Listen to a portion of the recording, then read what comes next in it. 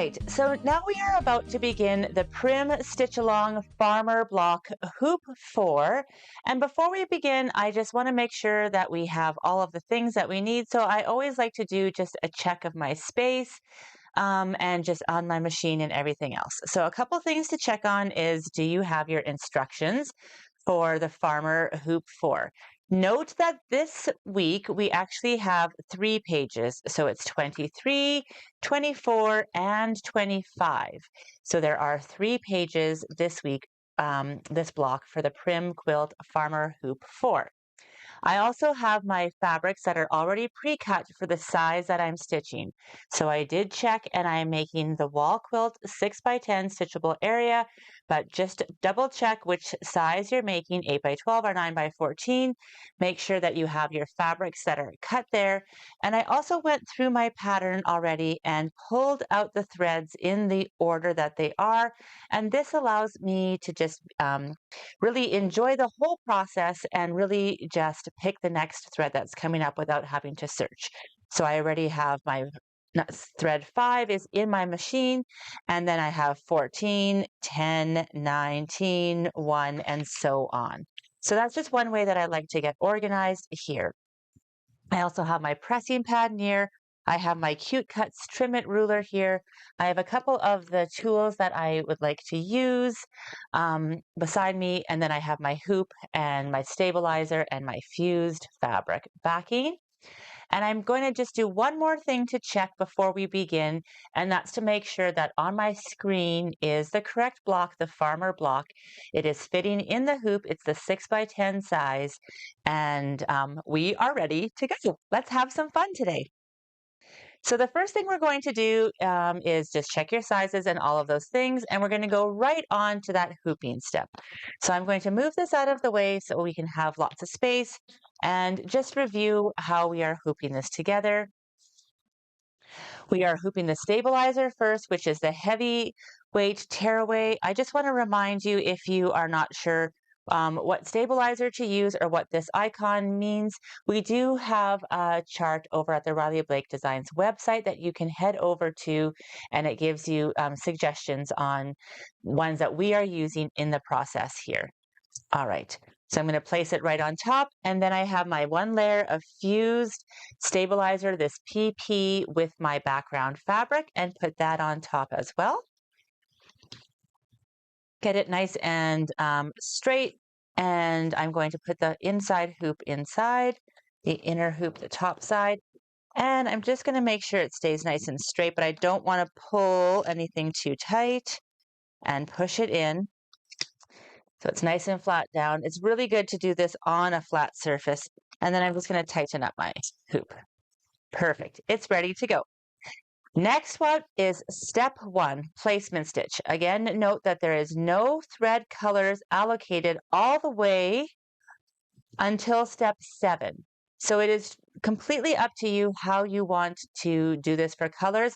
I already have my number 5 thread, my first thread, ready to go here, but you can change it to match if you want to.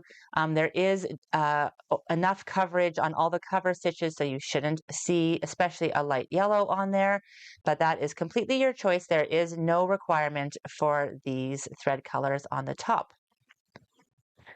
Going on to step 1, we're going to do our placement stitch. This is the farmer's arm that the bird is going to sit on, but I do want to just let you note here again that this block is rotated 90 degrees. So it's actually going to be like this so that we can fit the whole block into this hoop. And so that's why that arm is pointing upwards when you see it like that. All right, so let's begin stitching out step 1 together.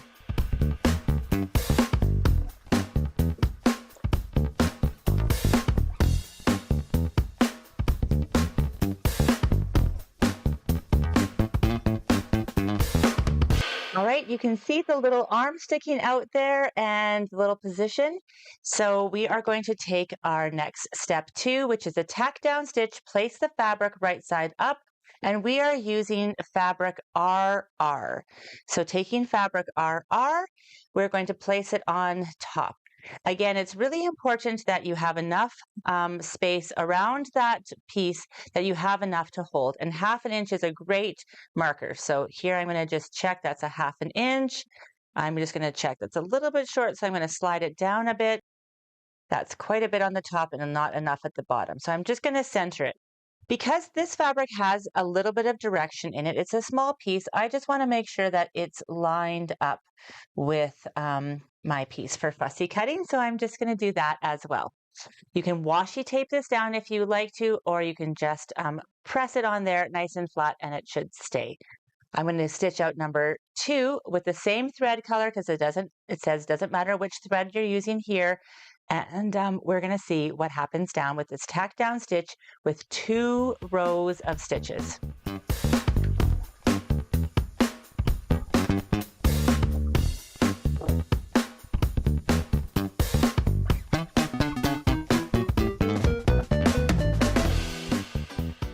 Excellent. As you can see, there's 2 rows of stitches there, and we are going to trim them. So the next step does not have a number on it because this is an action step that we do together. It is the trim step, and we're going to walk through best practices for that. So I'm using my curved embroidery scissors, just slightly tilted down. I'm going to take that 1/2 inch extra here from the top. It's laying flat on a table, and I'm just going to start using the tips and get as close to that first set of stitches as I can.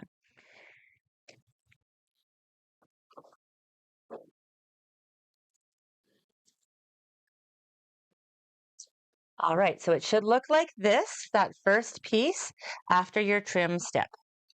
Next up is step number 3, which is another placement stitch. So we're going to go ahead and put that in the machine. Again, no thread call out here. So I'm going to keep my same thread color, and I'm going to placement stitch for where the next fabric will go.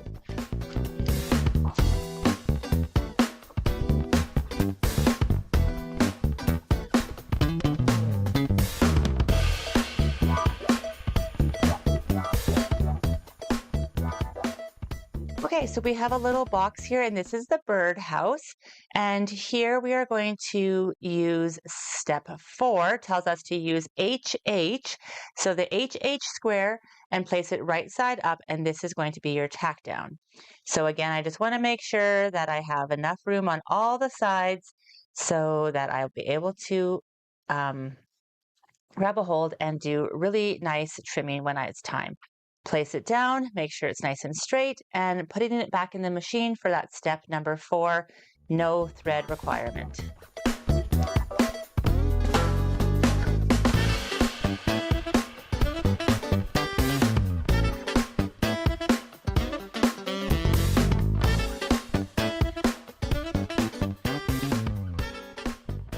Okay, back to the trim step. Aren't these instructions so fun and easy to follow? You just really exactly go step by step, and it tells you exactly what you need to do. There's not a lot of words to read, and it's just icons. I just find it so enjoyable to have all my stuff prepped and ready to go, and then just to follow these instructions. So fun. Okay, here we go, trimming and rotating. This is an easy shape to trim because it is a square and there's no inside angles, but we still want to do a really nice tight job, and we also want to make sure we're catching all the threads that we can. Okay, so trim step is good. So now we have this and this.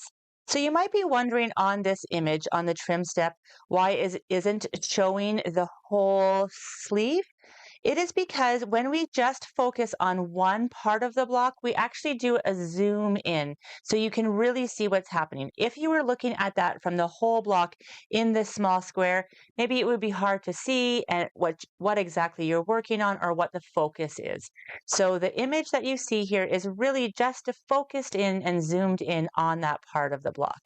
You'll notice that again when you go to step 5, because when you go to step 5, you can see that just the top of this square is here, and the placement stitch is actually happening where these pants are. So it's not showing you the whole entire hoop, It's just showing you the part of the hoop that you need to. So that's just one thing to be aware of when you're walking through the patterns. It really helps you zero in on exactly what you need. Number 5, no thread allocation, and straight into another placement stitch for the farmer pants. Let's go do it.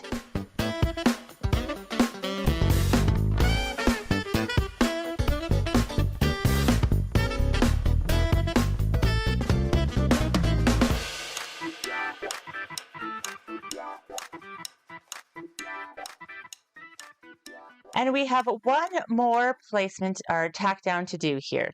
So we are grabbing fabric S, which is our last fabric in here. I'm going to move this out of the way for the time being. We have one more fabric to place, and we're going to place it over the pants.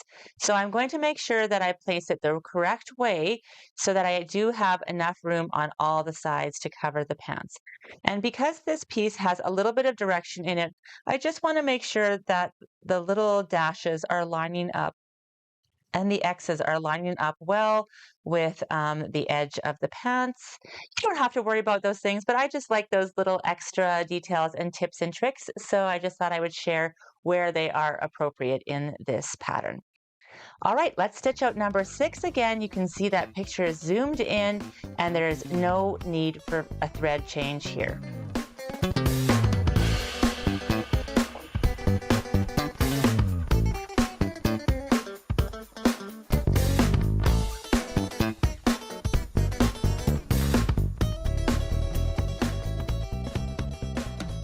And you guessed it, another trim step is happening. So this trim step we're going to talk through because there is a little space in between these pants, and I'm going to give you a few extra tips and tricks on how to get inside of there. So let's start with what is easy. I'm going to trim the top of the pants off.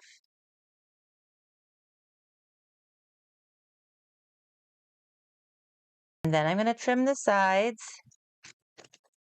Oh, I'm really loving how that's looking together.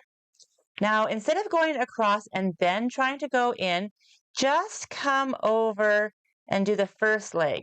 Now you have a little bit of that fabric to still hold, and you're going to just go inside with just the tips of the scissors. So just take even smaller steps and just go all the way inside and around. And again, just the tips, tiny little snips, tiny, tiny, tiny, and work your way around.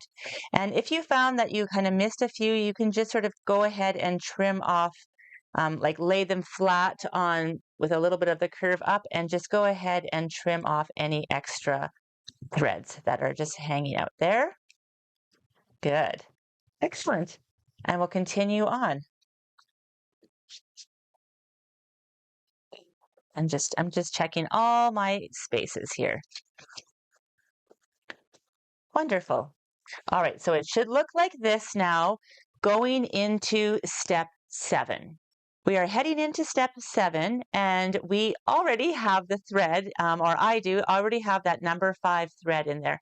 That is the one I've been using for all of these stitches so far. If you haven't been, now is the time to put in your number 5 thread, and we're going to do a fill stitch here and begin with that piece.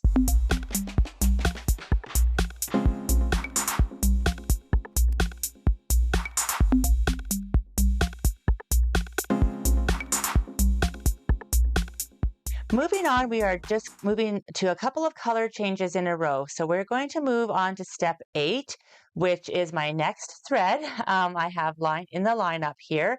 It is thread number 14.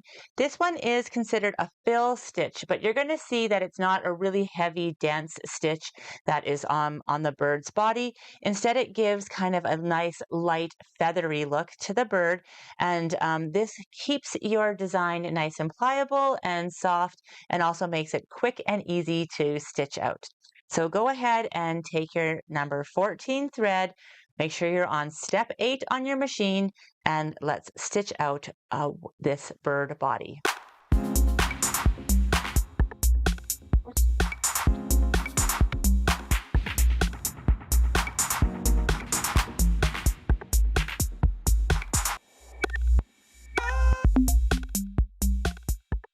you don't need to take this out now. I just wanted to take a moment to really enjoy showing you how that came to be. So it's really fun. This would be such a small piece of fabric if you were using fabric, but with machine embroidery thread work like this, you can still get a soft detail that has a lot of contour. It still gives the illusion of fabric because it has a small cover stitch around it, and it really is an adorable design to sort of like pull together.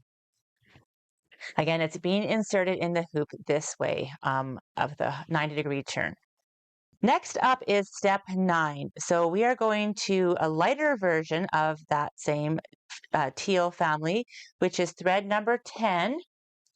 And this is a fill stitch. Here we're going to be working on the bird's wings, and we're really going to pull that design together. So let's go ahead and switch this thread out.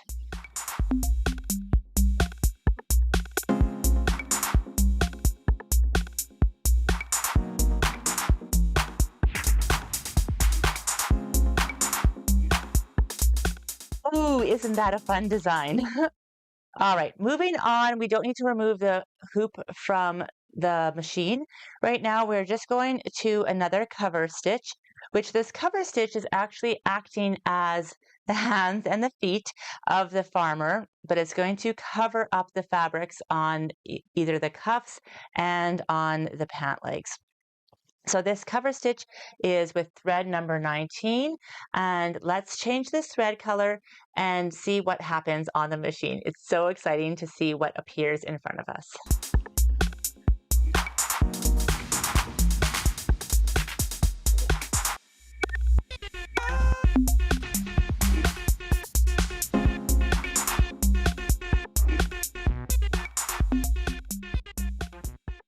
I just really love that defining stitch that comes around that fill. It really just helps sort of make that the border on the hands and the feet just really feel clean and fresh. Isn't it adorable? So next up, we are going on to step number 11. You don't have to take it out of the hoop. I just want to keep showing you a visual here as we're going. We are going to take our number 1 thread. So we're going back to our number 1 thread for step 11. And we are going to do some cover stitches to get all these raw edges covered. But there's also a little bit of fun detail happening here with some suspenders. So it's going to be a lot of fun to stitch this one out and get this farmer really looking polished and ready for his day.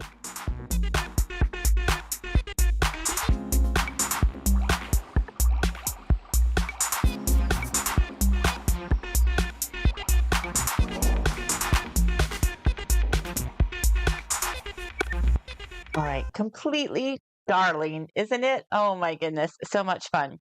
And that is the first page. Let's flip it over and see what we have next to do. Next up is the back to the number 19. So that thread color that we used back here in step 10, number 19, we're using it again, and that is because it is going to just overlay on top of the stitch, some of the stitches we just did. So you want to give that character dimension, and we are just going to add the face, the bottom of the face here, back with step number 12, using that same color that we just previously used, and we're going to fill it in. All right, let's get going.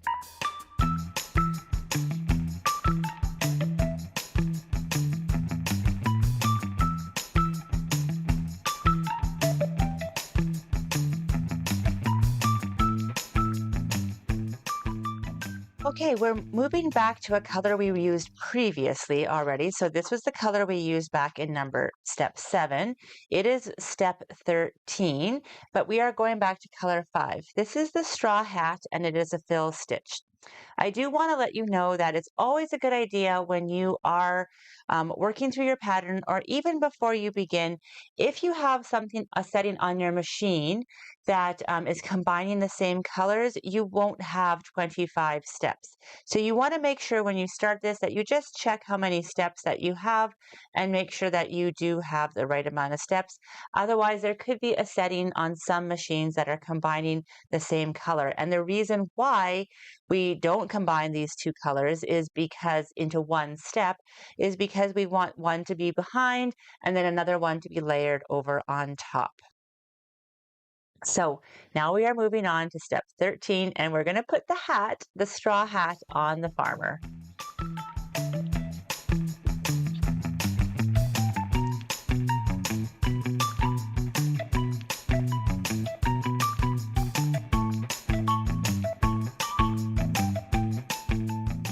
Okay, let's have some fun. So take a look at this cutie. Oh my goodness. Good job, everyone. So far, so good. Look at the cute suspenders. We've got the whole bird going. And now we are moving on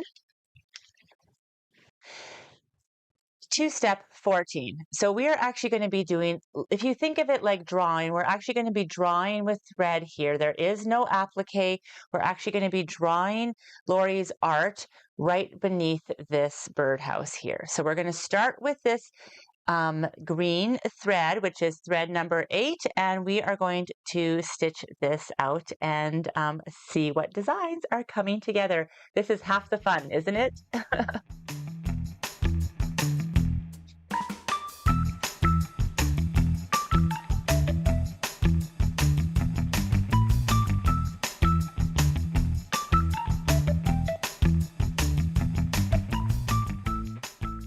All right, next up is the post that the birdhouse is going to be sitting on with thread color 3 on step 15. So this is just a nice, easy, straight satin stitch that's coming up and down, and we will use this to get that birdhouse standing nice and tall.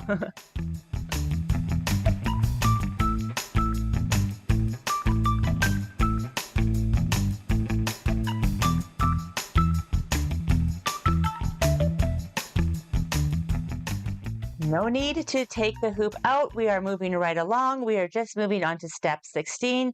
These are going really quick and easy, and it's just fun to see how it's all coming together.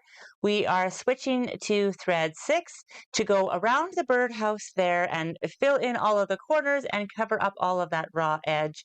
And we are going to do step 16 on our machine.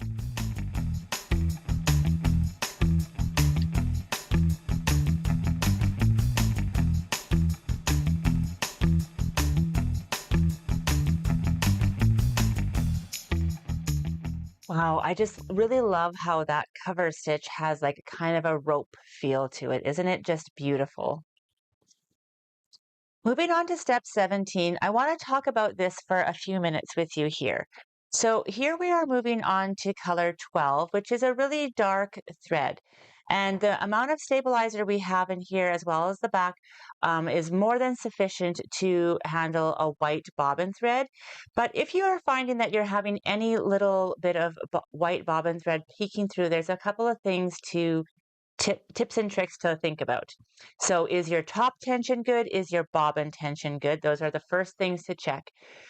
Second of all, are you using the correct stabilizers? And then the third thing of all that you can just do is if you are still having trouble and it's just like a little bit that you're seeing in there, you can always put a matching bobbin in. Now, this isn't necessary if your machine is been updated and everything else is working and all your tension is fine, but if you're finding that it's kind of peeking through some of your bobbin thread, then just take a matching bobbin thread and you can use it for any of your really dark colors, and that will be like a little helpful tip and trick for that. So let's go ahead and stitch out step number 17 now, and we'll see all of the fun things that it's going to do.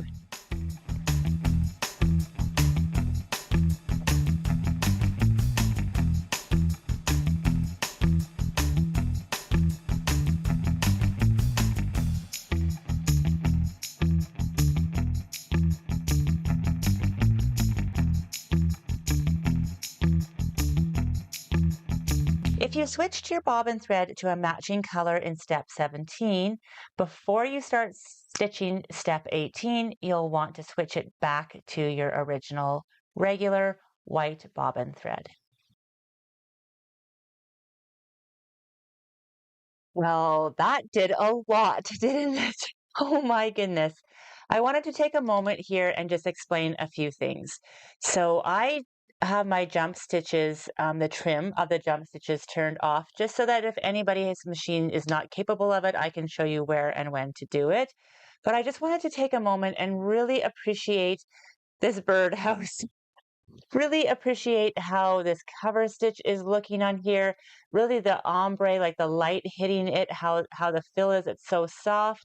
And then really the detail that is put into the door. It's really just added so much dimension to this design and just really brought the birdhouse to life. It's so beautiful. Again, you'll notice that we really have a cohesiveness between all of the blocks. If you've been stitching them with us, you will notice that we have a version of these sawtooth star blocks on every block so far. All right, so this is a chance when if you have no trim on your jump stitch, that this is where you would trim it. If you do, you can just visit with us for a minute and just wait until we have this all done, and we'll be moving on to the next step. Now, I like to do it on the front and the back, so I want to make sure that if you do have this not trimmed on your machine automatically, that you are doing it on the front and on the back.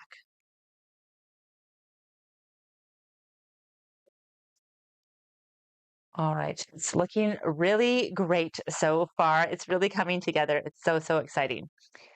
All right, we're moving on to now we're on step 18. Just check that your machine says 18, and we are on step 18. This is the lighter of the two pinks. It's number 16. It's going to be another beautiful fabric fill that we are going to fill with thread instead of fabric. That will really mimic one of these gorgeous fabrics. So let's put number 16 thread into step 18. Here we go.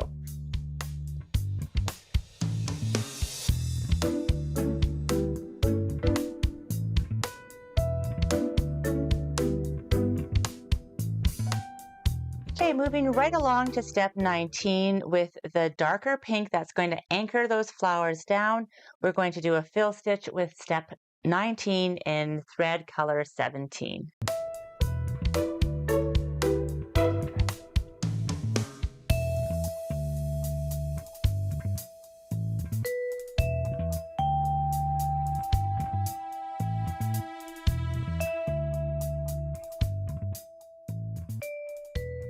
It's getting cuter. Look at that. All right, so you can leave your hoop in your machine unless you have the jump stitches. Then we will just trim those up right now on the front first. Good. And then always on the back as well.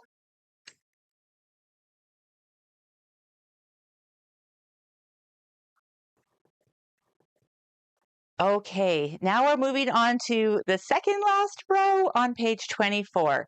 Number 20 is going back on our thread colors to number 3. This is one of the beautiful fabric-like fills inside the sawtooth star. So we're going to switch out this and we're going to do that fill stitch for the first star only on step number 20.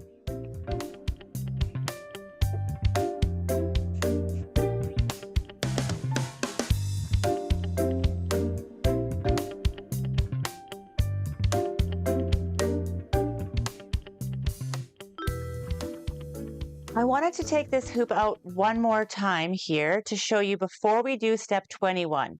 Step 21 is a cover stitch for the pants, but I would like you just to take a moment, and if there's any loose threads that are coming out, that you just take a moment and just trim them up so that you have a nice, tidy, clean space. So we are going to be using number 2 thread color, and it is a dark blue. So again, if you feel the need and you would like to, you're welcome to use a matching bobbin as well in your machine for this step. And we can go ahead and load that number 2 into your machine and stitch out the cover stitch over those farmer pants.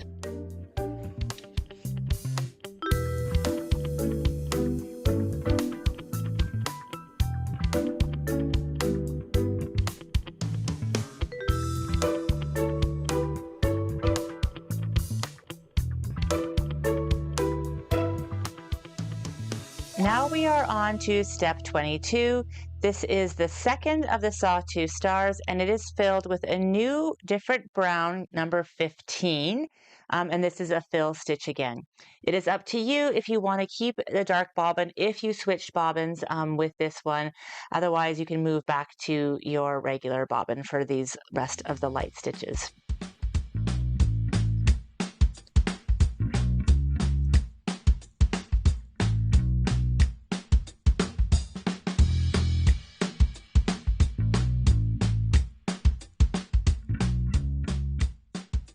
Next is step 23, and this is a fill stitch, but you're going to see how light and airy this fill stitch actually is.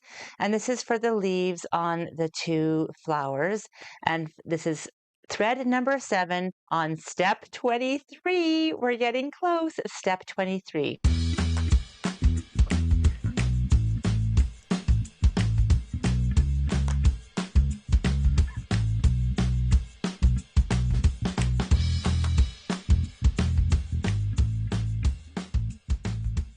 We are getting so close, everyone. Look how adorable that is. Okay, we have one final stitch and then a very important step. So this last stitch is number 24 with back with green 8 from over here from step 14, the same one, but we're layering it on top now. It's going to cover up all of those bottom edges, and this is a fill stitch. So this is your last stitch to do for the design, and then we're going to go into different some different steps.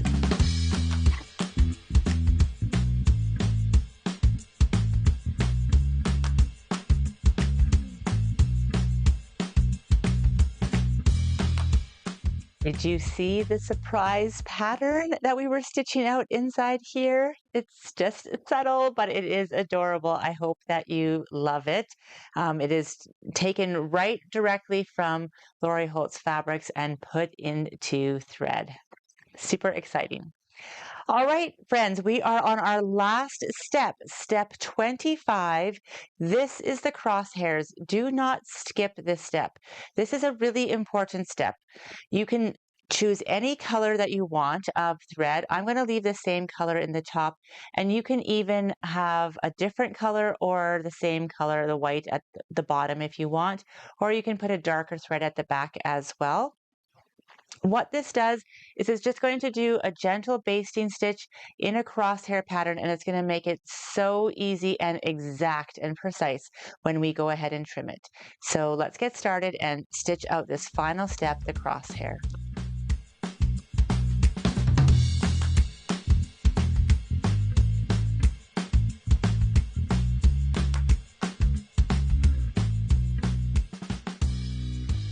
And just like that, our farmer block is finished stitching out. I am so proud of you. I hope you had a lot of fun stitching this block. Now for the finishing touches so that we can get this block prepared for later steps down the road. We are going to move on to our third page here, and this is just what you can do with your block at the end. So the first thing it says is remove your block from your hoop. So we're going to take it out of the hoop, and I'll move my hoop out of the way here. Okay, here's our gorgeous block. The next thing it says is to carefully tear away the stabilizer. So I'm just going to show these tips and tricks again, but before we do, this is a great opportunity to just clip any threads besides the crosshair one that are maybe just a little bit long or sticking out or that are going to get caught anywhere. Okay, so you're going to tear the stabilizer away from the back, just the tearaway, not the one that's fused on there. And you are going to just gently place your hand on the stitches just to give them a little bit more stability and support as you are pulling away the stabilizer. Don't worry about getting too deep into the little nooks and crannies yet. Just tear away all of the big parts from your design.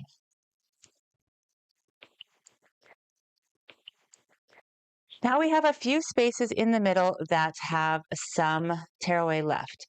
We can use a couple different tools to help us get this out. I'm going to start with this tool. It's called a Quilty hemostat. And all you need to do is just put it underneath and it just kind of pulls up. It has a blunt end on both sides, and it kind of acts as like a little bit of a fork, and also just it doesn't pull anything out too hard. So I just kind of put it in there into all these little tight spot spaces, especially the ones that are really skinny. It seems to work really great in there. Okay, now I have a few other pieces that are inside the pants and the birdhouse, and I'm going to use the stiletto for that. And I'm just going to put it, poke it into the stabilizer, and then just kind of get underneath it gently, just enough to kind of pull it out away from the stitches. Excellent. All right, look at, oh my goodness, it's so exciting. I'll just put all of that in my garbage. And the next thing we're going to do is to press the block. So I'm going to bring over my pressing station and center it here just so you can see. And what I'd like to do is use this Jill Lily pressing mat.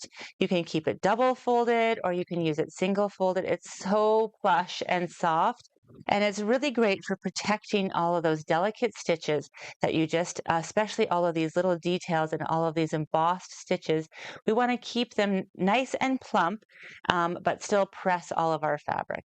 So I'm going to put them face down carefully onto that Jill Lily pressing mat. And using my iron, no steam, I'm just going to push down and lift it up and down. Don't drag your iron across. You're just going to do gentle pressing up and down. Excellent. And when you feel like you've pressed it in all the spots, then you can remove that from your workspace as well. All right, this is my very favorite part, and this is using the magic of the crosshairs along with the magic of the Cute Cuts 6.5 trim it ruler, or whatever size you're using. So just a recap, every single block has this trimming the machine embroidery block chart on it. It tells you the farmer block trim size and what the size is. This is the size you want to trim your block to and that you'll use later down with a seam allowance.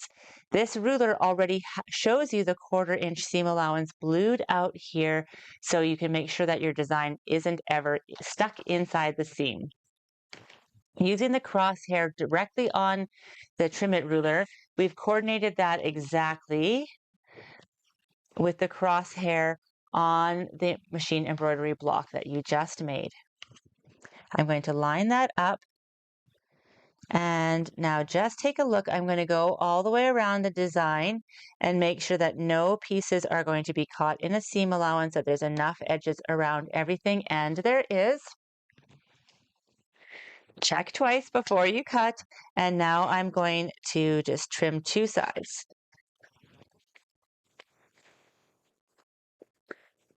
Excellent. Next, I'm going to turn the block around and repeat that same process again. So first off, I'm going to line up that crosshair directly with the ruler, and then we're going to trim it. Well done. Are you ready for the big reveal? Here we go. Here is our block 4 already, our farmer block. I'm going to put him on the design board so that you can see him. Look at that. Oh my goodness. So cute. Good job, everyone. Great work. Now I'm going to take that label that says farmer that we had from our fabric requirements, and I'm just going to pin it to the back of this block just so that I have it later down. You'll be thankful that you did and you've kept it, and we'll use it when we do the setting for this. So I'd like to just, as always, we're going to celebrate all of the work that we're doing for the stitch along. I'm going to grab all of our other blocks so far and we will celebrate together here. We just finished block 4 of the Prim stitch along with block 3, block 2, and block 1. So much fun, everyone. This has just been such a fun time stitching together. Look what you are creating.